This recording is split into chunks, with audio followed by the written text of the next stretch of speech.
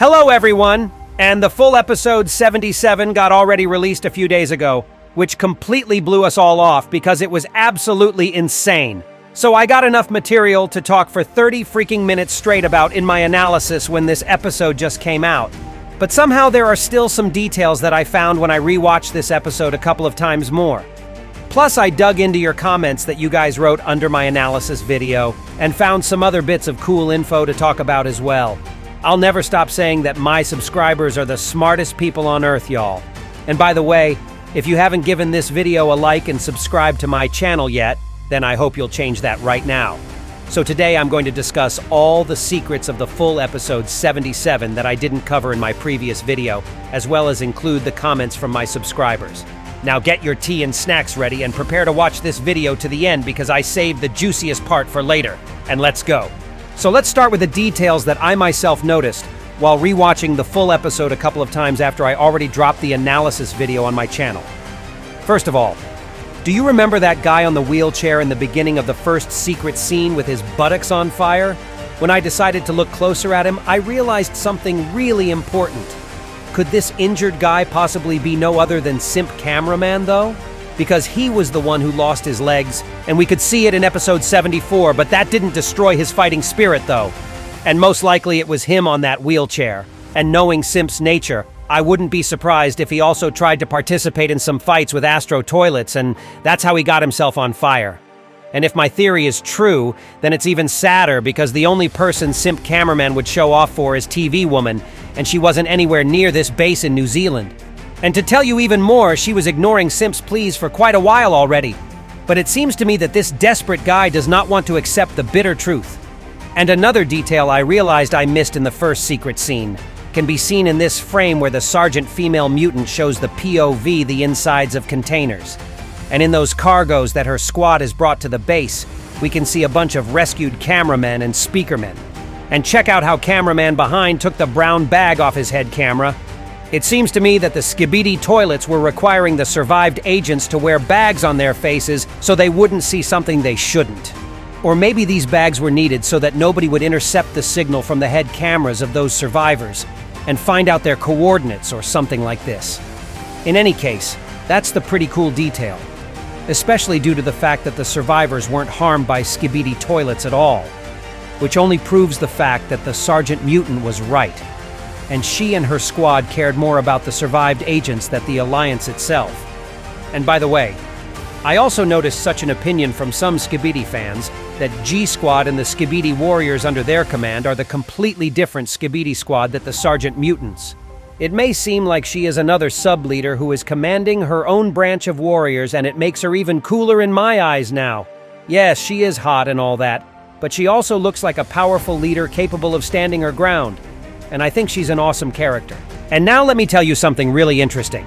So in my actual analysis of the full episode, I told that Boom made no changes to already existed footage. But after I rewatched the episode, I realized that I was wrong. Because in the scene where Titan TV Man speaks with the scientist and the SAS guy in the black coat, I noticed a couple of details that weren't there in the original YouTube shorts. So first of all, check out how TV Man in the black coat sticks out his pinky in this scene as if he was a pompous aristocrat or something like that. And I cackled a lot when I saw this detail because it lines up perfectly well with this guy's character, and I already spoke about his attitude in the actual analysis of the episode. And the other detail that I've noticed was this wheelchair that looks awfully similar to the one that Plungerman used since episode 63.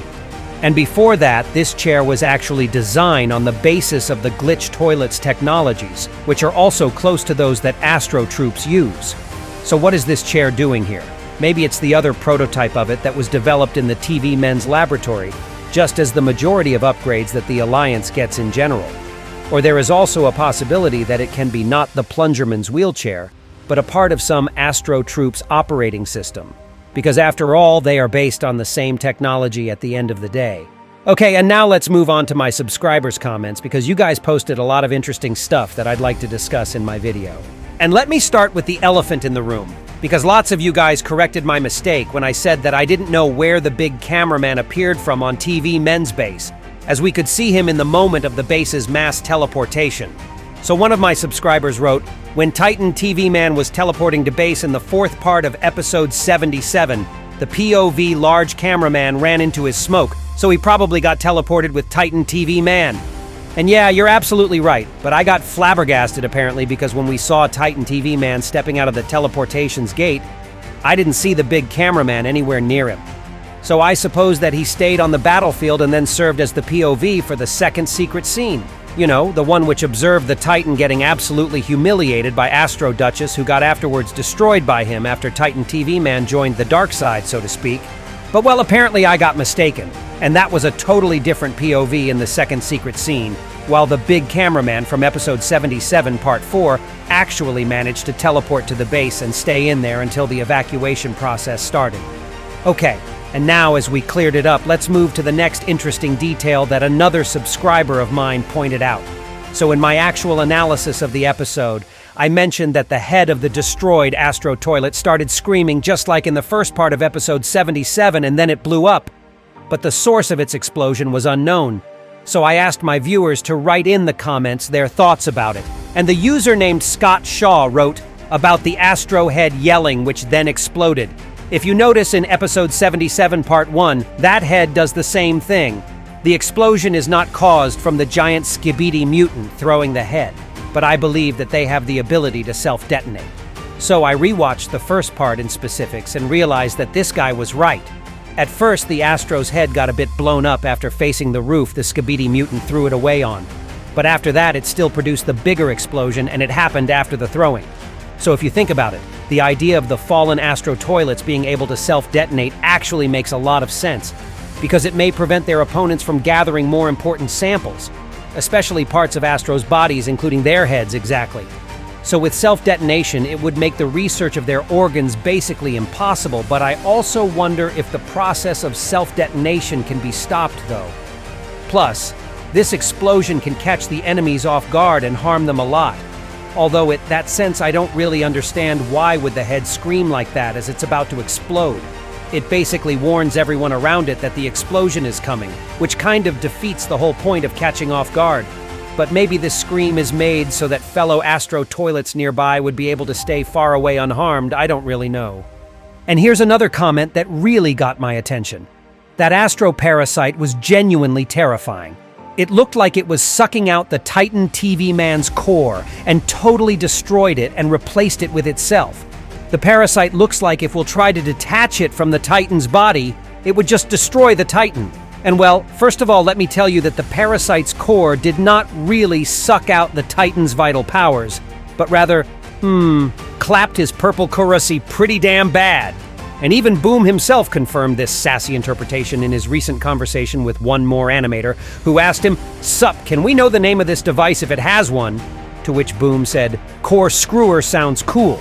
So I actually understood its purpose, right. And the scene where the Titan gets possessed by the Astro's core is indeed showing some real sassy stuff. Okay, but regarding the rest of my subscribers' comment, I can partly agree with this. It really looked not just like the process of the regular infection, but rather the taking control of one's entity completely. And I definitely agree that it won't be so easy for the Alliance to get Titan TV Man back on their side, as this Astro's device must be trickier it might seem at first glance. So right now the Alliance might have the two following options. The first one is to eliminate Titan TV Man completely, so that he wouldn't ensure more harm to the already losing organization. And the second one is to try and remove the parasite's core out of his body. But unfortunately, it can lead to the Titan's self-destruction, as the ISOTOILETs might have already thought this possibility through. But I also found a more positive comment regarding this situation, as the user named Anwin Lockyer wrote, "That's not a core. That's the reversed engineered Ultralink, meaning the Titan is savable." These types are similar to the ones from the show called Max Steel, but are created by 50% of both tech. And if you watch the episodes, you'll see a living creature was linked to the host but didn't die, which means that Titan TV Man is still alive. I didn't watch this series, so I can't be sure how plausible that is. But let's believe something more positive anyway. And I also saw a whole bunch of comments regarding the square indicator consisting of 4 parts, which could be noticed on the TV Men's base. Somebody suggested that it could be the reference to the device from the movie called Howl's Moving Castle by the director Hayao Miyazaki. And it can be actual truth, because we could indeed see the similarly looking indicator next to the door in this movie made of 4 pieces. And each piece reflected a specific location to teleport it, so most likely I was right. And this detail basically confirms that this indicator is also tracking the teleportation process of the whole base. So by the end of the secret scene, all the TV men evacuated immediately in order to save the results of their research and such. And another viewer also got the similar concept as I did, and he wrote, "It seems like the TV men's base is portable, seeing as how the entire place was engulfed in the teleportation smoke and the flames and destruction caused by the Astros still being in the base after the switch to the other base location at the North Sea. These 4 squares are most likely the depiction of the surroundings of the 4 different base locations. White, snowy mountains like Alaska. Black, as dark as the forest and the sea itself. And although it seems like a speculation at the moment not confirmed by Boom yet, I still found this suggestion really interesting. And if we'll see something like this in the future series, I'll be really impressed. And that was all for today. Write in the comments below about how excited you were to finally see the full version of episode 77, and be sure to subscribe to my channel not to miss my new videos, and also to my Discord, where you can contact me directly and get lots of info for my subscribers only. And that was me, ISOTOILET. See ya!